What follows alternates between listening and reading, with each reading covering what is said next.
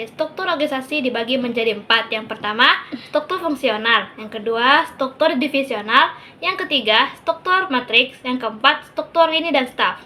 Berikut, yang pertama, kita akan bahas mengenai struktur fungsional.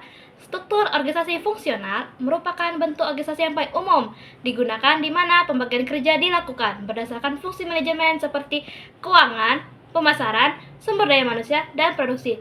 Karyawan dikelompokkan sesuai dengan keahliannya masing-masing dan keterampilan yang dimiliki, serta struktur ini cocok dan diterapkan pada organisasi atau perusahaan yang menghasilkan jenis produksi atau jasa yang terbatas.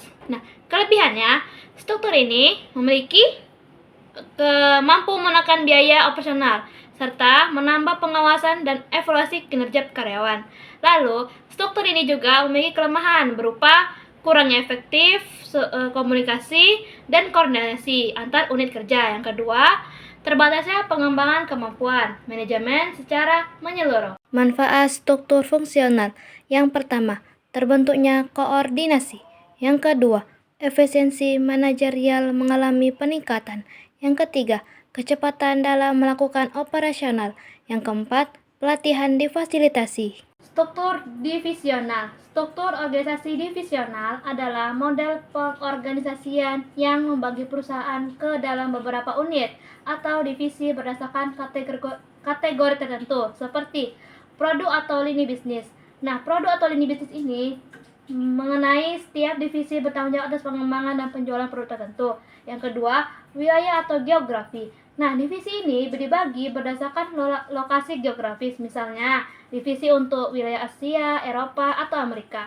Nah, selanjutnya, pasar atau pelanggan. Divisi ini difokuskan pada segmen pelanggan tertentu, seperti konsumen individu bisnis atau pemerintah.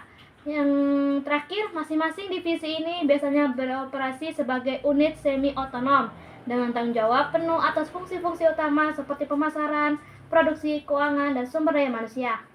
Keunggulan struktur fungsional ada 5. Yang pertama, fokus pada kebutuhan pasar atau pelanggan. Yang kedua, respon yang lebih cepat terhadap perubahan. Yang ketiga, efisiensi operasional. Yang keempat, akuntabilitas yang lebih jelas. Yang kelima, kemudahan inovasi. Struktur matriks. Struktur ini merupakan kombinasi dari struktur fungsional dan divisional.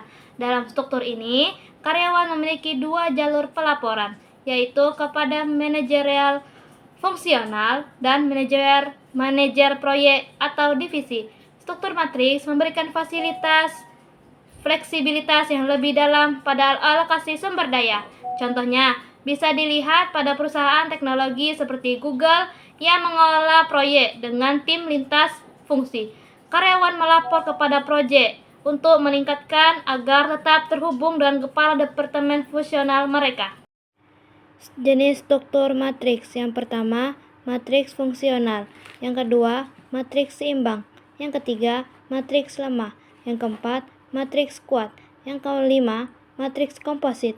Struktur matriks. Yang pertama, fleksibilitas dan kemampuan beradaptasi yang lebih baik. Yang kedua, pemanfaatan sumber daya yang lebih baik. Yang ketiga, kolaborasi lintas fungsi. Yang keempat, pemanfaatan keahlian khusus. Yang kelima, pengambilan keputusan yang lebih cepat. Yang keenam, peluang pengembangan karyawan. Struktur lini dan staf. Struktur organisasi lini dan staf adalah jenis struktur organisasi yang mengintegrasikan struktur organisasi lini tradisional dengan peran staf pendukung. Dalam model ini, setiap posisi lini melapor kepada atasan langsung, mengikuti rantai komando yang ketat. Yang membedakannya adalah dimasukkannya departemen staf atau anggota staf yang memberikan panduan khusus tanpa memiliki jalur wewenang atas tim profesional. Karakteristik utama struktur lini dan staf. Yang pertama, rantai komando yang jelas. Yang kedua, staf menjalankan tugas tanpa wewenang. Yang ketiga, pemisahan peran. Yang keempat, persiapan informasi. Kelebihan dan kekurangan yang dimiliki oleh struktur lini dan staf. Kelebihan yang pertama, mengurangi beban pada posisi lini produksi. Yang kedua, akses ke saran ahli melalui staf di dalam organisasi. Yang ketiga, pengambilan keputusan yang lebih baik melalui analisis informatif. Yang keempat, jalur pelaporan yang jelas melalui jenjang organisasi. Selanjutnya, kekurangan. Yang pertama, risiko perebutan kekuasaan antara manajer lini dan staf. Yang kedua, kurangnya transparansi terkait peran staf.